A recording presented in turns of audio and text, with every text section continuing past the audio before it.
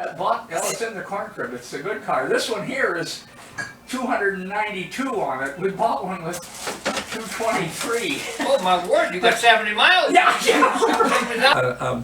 That's an oscillation with the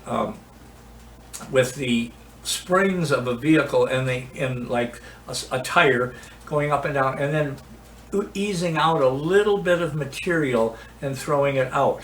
And once it starts, you just accentuate it, you know. And the only way to get rid of it is with a grater or with a blade, and usually at a sharp angle, so you peel all the ridges off and start new, and then you can redistribute that loose material again.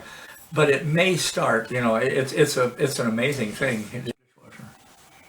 For me, I think what would be helpful to pass on is I was fortunate enough to enter into this life on the farm and enter into the people at this farm, which were David's parents, who were wonderful to me, and then his family. And so what I would like the farm to be able to do to carry on, and what maybe I would like to do, is to carry on these important values that I've been able to live out with this family for well, certainly our children, I know have created their own life from being on the farm, and carry values through for them, but also in the hopes for Ada and Parker to be able to have the freedom of this place and space to explore and create and become themselves, and then, you know, pass that on or bring people in.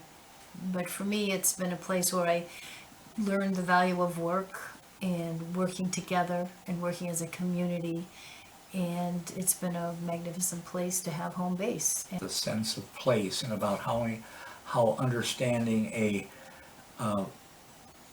respect for and a love of place, and the phrase of Wes Jackson's comes to mind. How do we become native to this place? And you can take that on any level, native to primarily native to the planet, to realize that the planet, good planets are hard to find. I love that. And there was another phrase with planets that I like.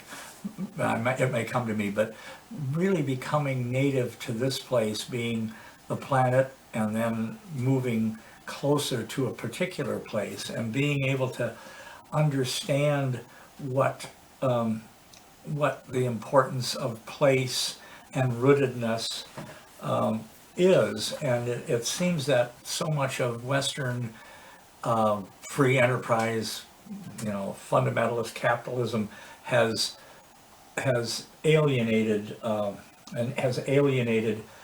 and changed that sense of place, which used to be more prevalent. And the ultimate perversion of that is bondage to a place, which was slavery or the feudal system. But somewhere in there is a creative synthesis of the freedom to travel, but yet an understanding of the rootedness and the connection that we all have, whether we acknowledge it or not. Yeah, a couple of phrases came to mind of old readings from way back, that the best fertilizer is the footsteps of the farmer.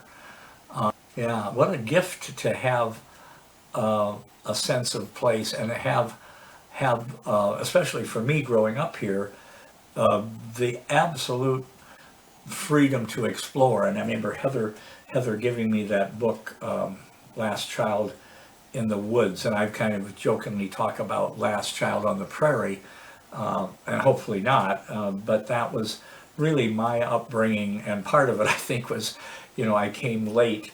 And by the time I came along, the folks were kind of tired out with 3 other sisters, and they were older. So that was maybe not entirely planned, but partly by default, that I had an amazing amount of freedom to be, and there was never any fear in my life early. One reason we're not so excited about having chickens. It's really blowing there. It comes swooping through.